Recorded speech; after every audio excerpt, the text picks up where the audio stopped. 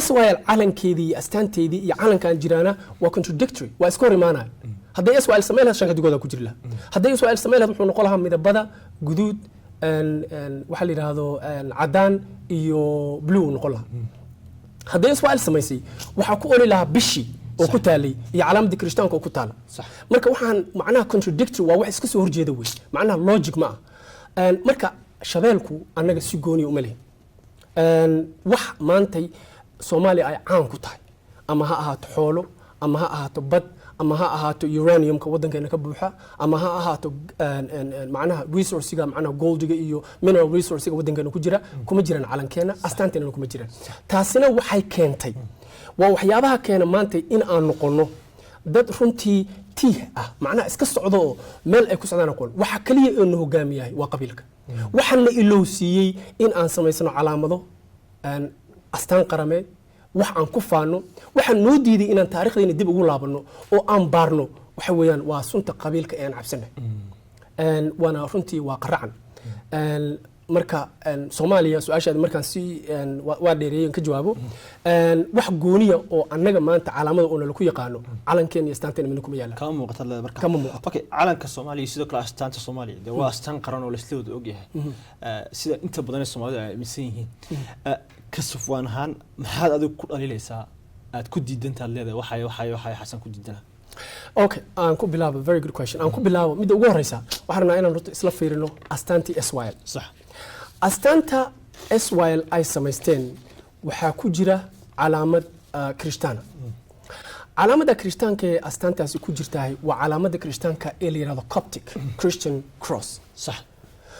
Coptic Christian Cross waxaa iska leh ama haysta kaniisadaha ama masiixiyiinta ku nool wadanka Ethiopia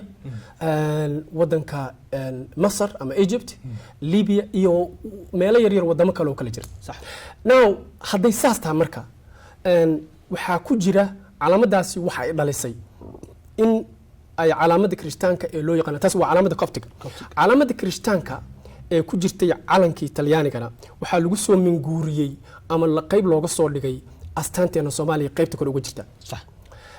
waxa aan ku diidanahay waxay tahay kow waxa ku jira astaanta Soomaaliya waxa ku jira calaamadii Kirishtaanka calaamadii Kirishtaanka ku jirta astaanta Soomaaliya anaga Soomaaliyanahay we're not Christian manihin dad masiixiyiin manihin waxaana dad islaama calaamadaasi waxay ka turjumaysaa laba shay waxay ka turjumaysaa kow anagu waxaan inaan samaysan labo in aanan waliba ka fakirinba kama aanan fakirin wadaninimo diinteeni iyo dhaqankeeni waxaan mashquul ku nahay dan Soomaalinahay qabiil waa dhaliisha koowaad dhaliisha labaad uu leeyahay waxay tahay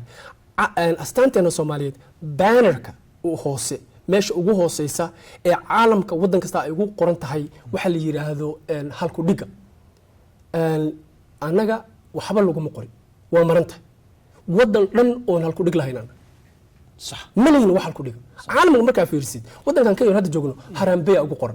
إسكاش أنا ملين وقرع كله وح أنت سيدر أستان تاني أنا ما بس ما ينبع سد حدث على ضرب وحن كودي دنا هي أستانتا كودي دنتي عالم كسوهري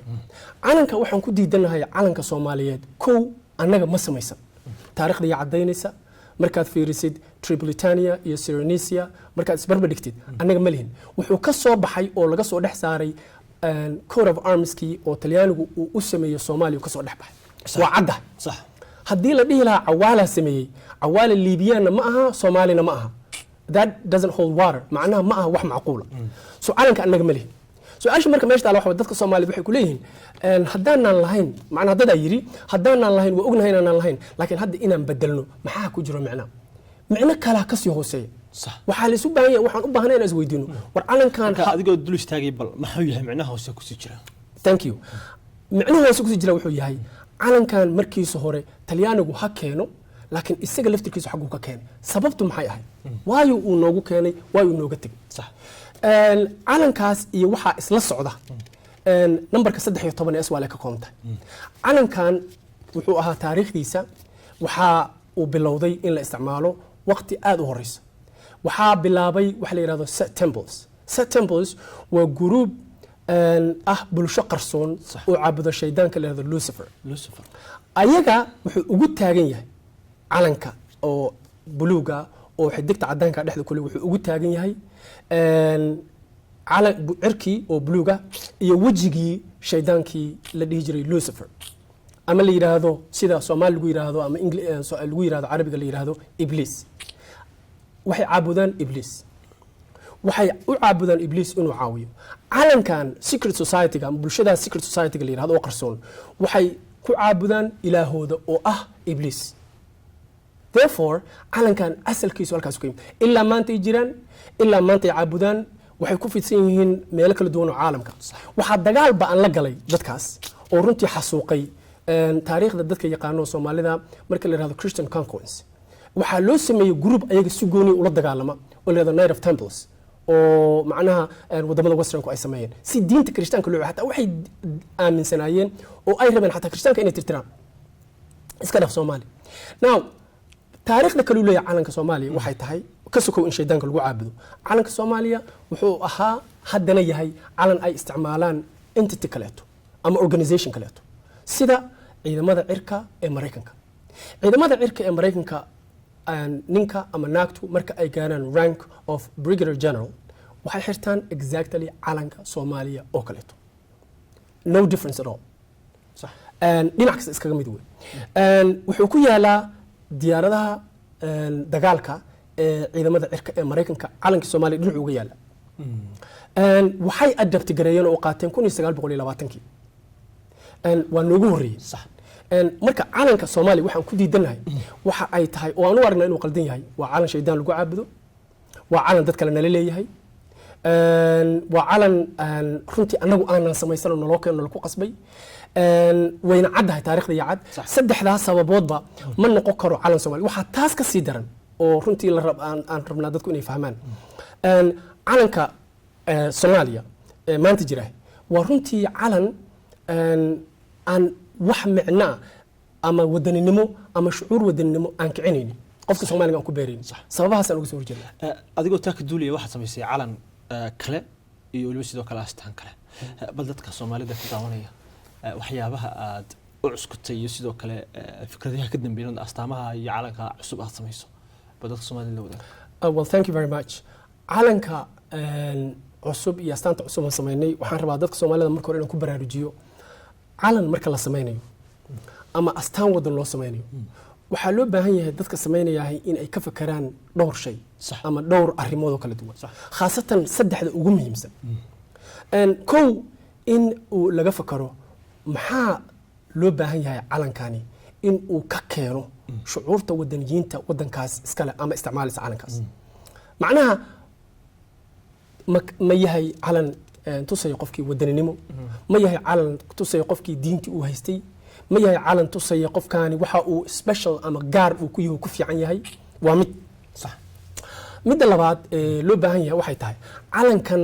calan marka la sameynayo ma yahay calankaasi mid bulshada Soomaaliyeed dadka banaanka ka jooga ee ajnabiga ah marka ay fiirinayaan calankaas ay u fiiriyaan ama markay fiiriyaan calankaas ay ka dareemayaan ama ka fahmayaan waxay dadkaasi gooni ku yihiin sax mid saddexaad waxaan ugu talagalnay calankani in uu bedelo qaabka Soomaalidu u fakarto oo ah waxaan la baabiyay oo ah waxa keena wadankeeni inuu noqdo 4.5 qabiilkii inuu bedelo qabiilkii oo soo hormariyo jacaylkii diinta iyo wadanka jacaylkii qabiilkana uu gadaal dhigo saas ayaan u fakarnay markaan ka fakareen sax arrimahaas markaan isla soo waxaan fakarnay calankii marka inaan ka fakarno inaan hadana sameeyno maadaama Soomaalidu saad u sheegtay muddaba ay soo haysata calankan iyo astaantan wixii necessary ah ee qasaba inaan bedelo wixii la aan wax dhibaato ka imaanaynin na inaan sidoo u deelo sax calankii marka waxaan sameeynay waxaan ka dhignay laba color sax two colors blue iyo cadaan blue wuxuu u taagan yahay sida caalamku wada yaqaano awood wuxuu u taagan yahay waxa la yiraahdo geographical locations oo ah wadamada ku yaala equator-ka dhul baraha kaleeto inaan leenahay xeeb aad u dheer inaan leenahay macnaha equator markaan leeyahay waa cir aan caad lahayn aad weyn ay u taagan yahay waxaan ku dhignay marka calankii markii colorkii aan saas u qaadanay colorkii cadaanka aan ku darnay colorka cadaanka wuxuu u taagan yahay waxa la dhaho purity wuxuu ku jiraa midabadii la isticmaalay waqtigii rasuulkeena sallallahu alayhi wasallam uu joogay kalaradii midabadii la isticmaalay ku jira waxaa sidoo kaleeto aan samaynay inaan soo qaadano calaamadii islaamka oo ahayd bishii iyo xidigtii sax bishii iyo xidigtii markaan soo qaadanay waxaan dhexda uga dhignay oo ta midabkii buluuga ah bisha dhexdeeda waxaan kusii dhignay kalimatu allah oo aan rabno inay ka turjunto waxa la yiraahdo annaga inaan dad allah caabuda sax ay bedesho meeshii calaamadda kirishtaanku ay ku jirtay sax calaamadda kirishtaanku meesha ku jirta markay bedesho waxaa imaanaysa dadkii inay diintooda jeclaan wuxuu ka shaqaynayaa calankan in dadka ay ogaadaan inay dad islaami yihiin proudna ku noqdaan ku faraxsan yihiin in aan ku bedelno meeshii calaamadda kirishtaanku ku jirtay allah inaan ku bedelo waxaan kaloo soo qaadanay fikirkii SYL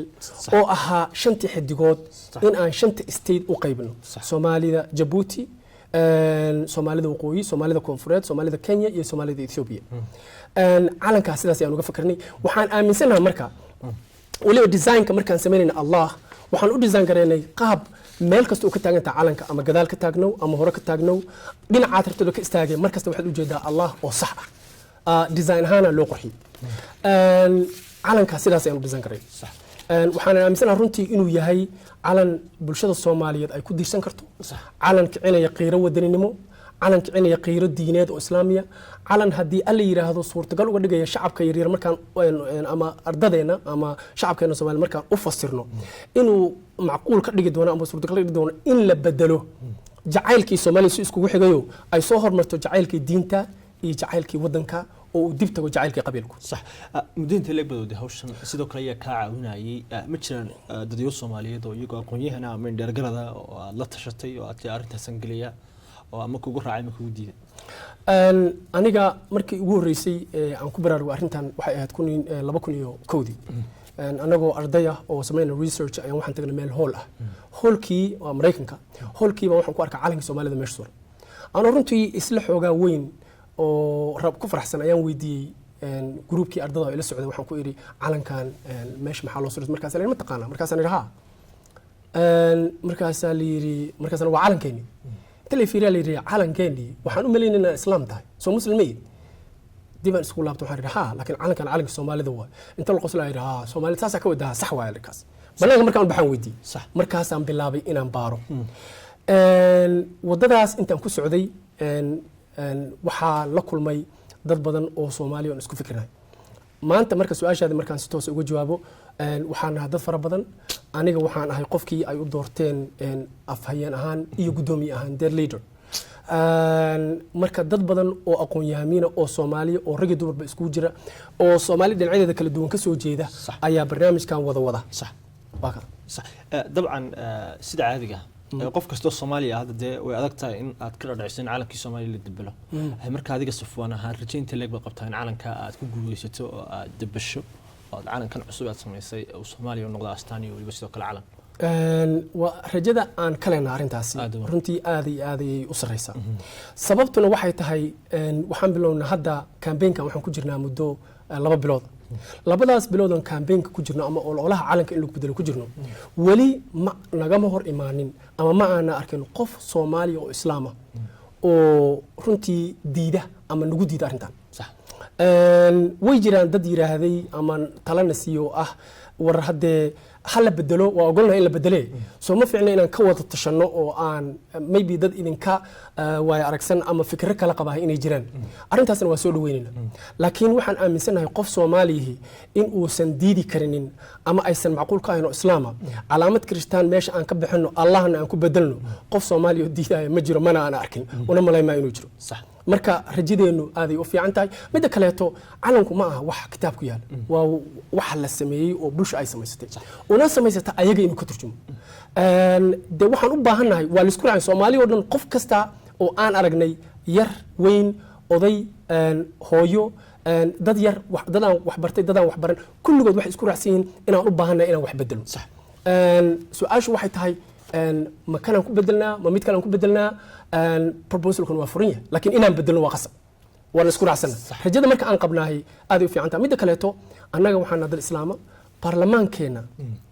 Soomaaliya dadka ku jira madaxweynaheena wasiiradeena saraakiisheena kulligood waa dad islaam صح ma u malaynayo nin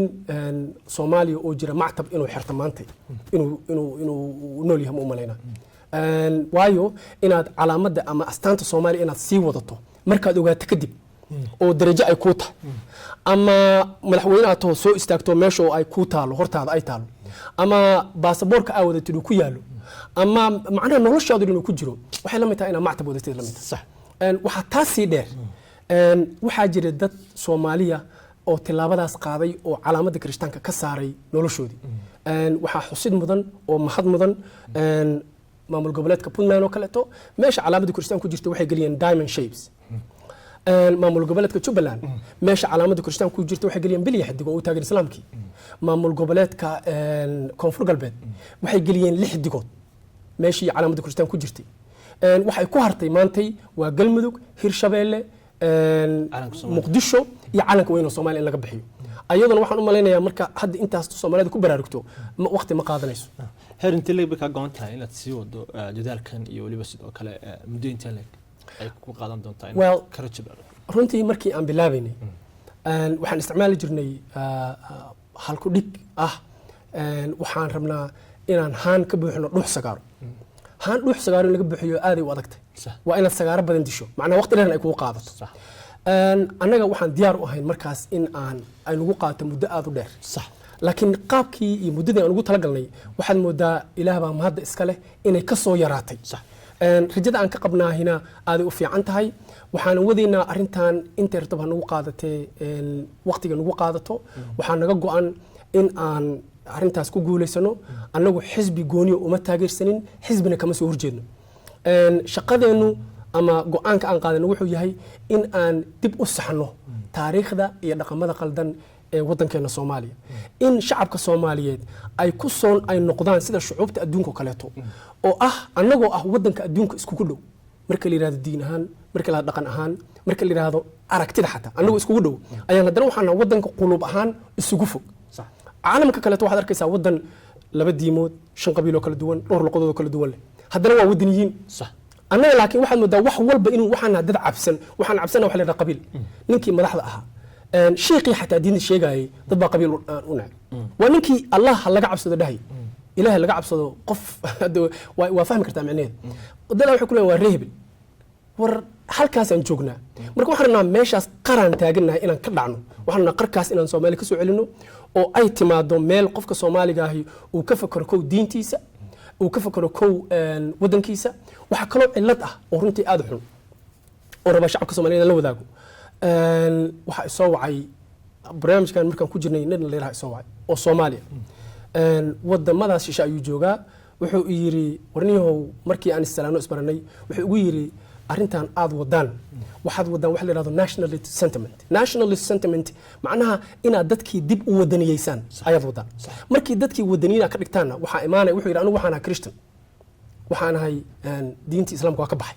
ilaahan ka magan galnay waxaan uga baxuu yiri dadkiina macnaha Soomaaliyeed daraadeed صح qabiilka daraadiis wuxuu yiri waxa la dhalatay 7 gabdhood anigana 3 maraan dumar doonay waa la iidiida 7 gabdhood la tanana hal mid lama guursan Soomaalidana ka qurux badan haday rabaan marka waxa lagu yeesoo yiri inaan ahay nin dadka lagu yiraahdo midgaha iyo waxyaabaha noocaas ah waana waxyaabaha keena qabiilku inuu dilo wadankeena marka rajada aan ka qabno aad ay u sareysaa baarlamaanka Soomaaliya sidoo kale shacabka Soomaaliyeed xukuumadda iyo qaybaha kala duwan ee bulshada ugu dambeyntii maxay tahay baaqa u dirayso iyo sidoo kale fariimaha aad la wadaagayso ee ku aadan arrintan waxaan leeyahay runtii marka ugu horeysa waxaan aad ugu faraxsanahay in aan dad badan oo Soomaaliya aan ka helna taageero aad u fara badan صح waxaan aad ugu faraxsanahay in shacabka Soomaaliyeed ay soo dhaweeyeen fikirkan dhamaantoodba way jiraan dad su'aalo qaba su'aalada waa ka jawaabayna waxaan ugu baaqayaa marka inay taageeraan diintooda inay taageeraan dalkooda inay taageeraan dadkooda in hal mar nolosheena qabiilka inta dhinac iska dhigno arintan aan ku fiirino aqli aan cabsanayn aqli degan aan ku fiirino aan u fiirino wadaninimo iyo diinteen in arintan la soo dhaweeyo waxaan u jeedinaynaa baaqa baarlamaanka u jeedinaynaa in arintan qaataan gaar ahaan maamul goboleedyada Galmudug maamul goboleedka Hirshabeelle iyo maamulka Muqdisho ka jira inay arintan qaataan